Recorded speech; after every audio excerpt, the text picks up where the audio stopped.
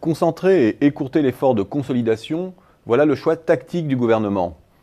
Entre les recettes nouvelles et les coupes de dépenses promises ou votées entre juillet et septembre, ce seront 45,2 milliards d'euros qui seront prélevés sur les ménages et les entreprises l'an prochain.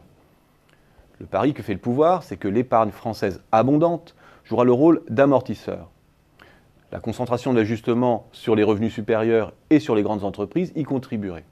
Le matelas de liquidité et l'accès au crédit de ces catégories doivent lisser le choc. Mais avec cette tactique, le gouvernement s'expose aussi à des effets collatéraux lourds de conséquences.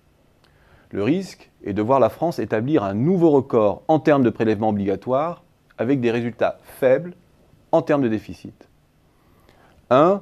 Il taxe les assiettes les plus mobiles, ou du moins celles qui peuvent jouer au maximum l'optimisation fiscale. Le retour sur impôt peut être en deçà de ces espérances. 2. Les PME, par capillarité, seront touchées. Elles prennent de plein fouet les effets du ralentissement de la demande intérieure, et c'est sur les PME, en tant que sous-traitants, que les grandes entreprises reportent une part de l'ajustement. 3.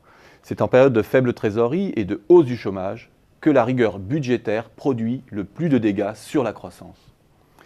L'Espagne et l'Italie en font l'amère expérience. Malgré la rigueur, ces pays font du surplace en matière de dette. L'ajustement sera certes amorti par l'épargne, d'une part parce qu'un tiers de la hausse d'impôts sur les ménages porte sur les revenus de l'épargne.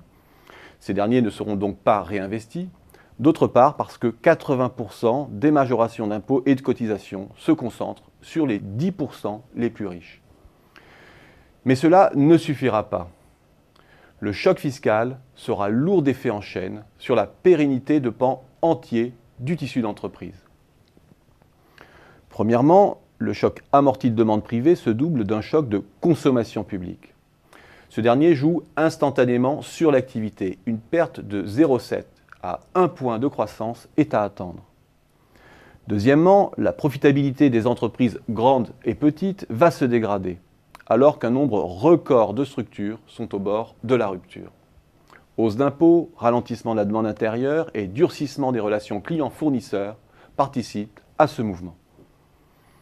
Troisièmement, l'imposition lourde des revenus mobiliers va freiner fortement la création d'entreprises. La taxation des dividendes et des plus-values de cession atteint 60% avec la CSG pour la tranche supérieure du barème. Et le projet saugrenu d'appliquer cette taxation aux créateurs d'entreprises et à ceux qui investissent dans les startups jette un froid sur un goût d'entreprendre déjà bien fragile en France.